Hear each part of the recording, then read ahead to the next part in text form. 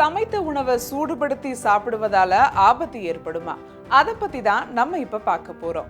உணவை மீண்டும் சூடுபடுத்துவது உங்கள் உடல் நலனுக்கு பல ஆபத்துகளை ஏற்படுத்தக்கூடும். உணவு விஷயத்துல என்னென்ன செய்யக்கூடாதுன்னு இப்ப பார்க்கலாம்.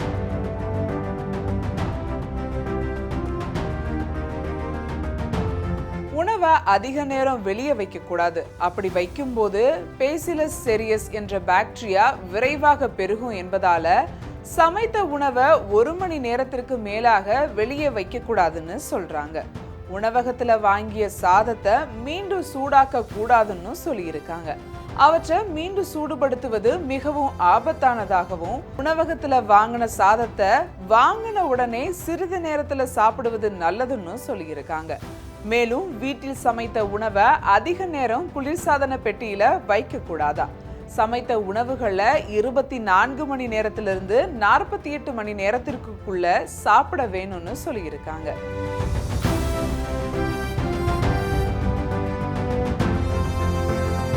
ஃப்ரீசர்ல இருக்கிற கோழிக்கறியை எடுத்தவுடன் அவற்றை உறைந்த நிலையில இருந்து சாதாரண நிலைக்கு மாற்ற வெந்நீரை பயன்படுத்த வேண்டாம்னு சொல்லியிருக்காங்க.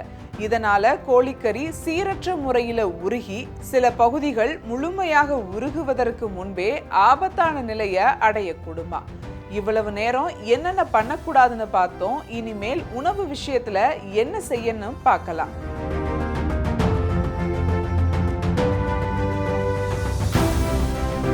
முழுமையாக சூடு தணிந்த பிறகு சமைத்த உணவை ஃப்ரீசர்ல வைக்கலாம். அதே மாதிரி உறைந்த உணவை மீண்டும் சூடுபடுத்துவதற்கு முன்பு முழுமையாக குளிர்ச்சியை தணிக்க வேண்டும்னு சொல்லியிருக்காங்க.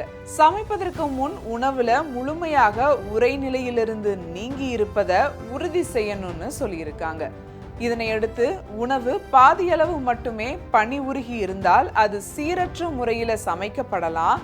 இதனால தீங்கு விளைவிக்கும் பாக்டீரியாக்கள் உணவில் வளரும்னு சொல்லியிருக்காங்க.